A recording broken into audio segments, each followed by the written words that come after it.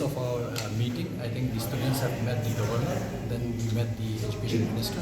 Today we have met the CM to apprise him of the prevailing scenario in NEHU, and where we all know, we all stakeholders have really very openly expressed that the university doesn't have any administrative head as of now, as you all know. There is no VC, there is no Pro VC, there is no Registrar, there is no finance officer as such. And that is creating a lot of administrative hurdles for the university, and that's how we try to convey to him that please intervene, if possible, use your good office to bring a resolution in NEHU so that at least we have an administrative head. So naturally the request from our side will be the same one that we did even last time, that he should, if possible, try to intervene in whichever way possible to see that we have an administrative head in the university.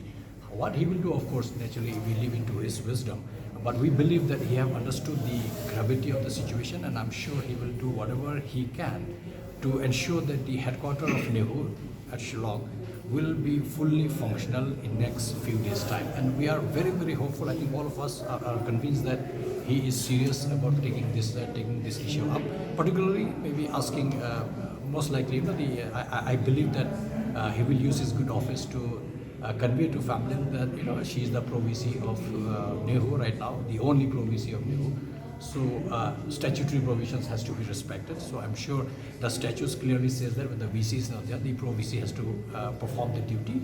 If not, of course, she has to express it very explicitly, because it has to be in writing, because the students have sent an email to her signed by all of us as stakeholders and if she has decided one way or the other, that is to come or not to come, I think it has to be given in writing. And once we have that in writing, then of course the next course of action will follow, because the statutory provision says that when the PVC is not there, then the senior most professor will perform the duty of the Vice-Chancellor. Naturally, he have understood and he knew the gravity of the situation. Of course, it is nothing new, because NEHU has been in this scenario from November 2024. So he knows the story. But then he was looking for what is the most immediate plausible solution to this problem. And that's why we have given these options that, since there is a PVC of NEHU who is in Tura, she has to come here, that will be one.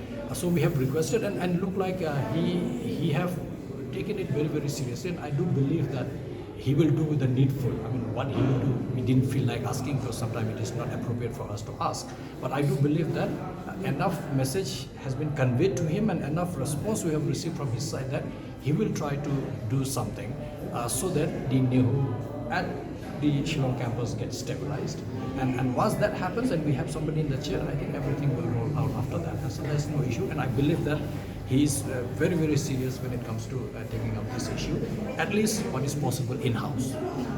I won't say they've been remaining silent, but it is not very visible that they are really making maybe they are making attempts, but there is no response from the other side. And that's what I think when we met the education minister, we got the same kind of response, that they have been trying to convince the ministry to intervene and remove Professor Shukla. But ministry have their own ways and to do things. And I can very conveniently say that they have not responded well from the ministry side, irrespective of the fact that a lot of requests has gone from the state government side. Yes, it has not been demonstrated in a much bigger way, which we would have expected that the state government, because after all, NEHU is ours. The jurisdiction of NEHU is only within the state of Meghalaya. So what happens in NEHU should be a concern for each and every one, including the one who is running the show in the government.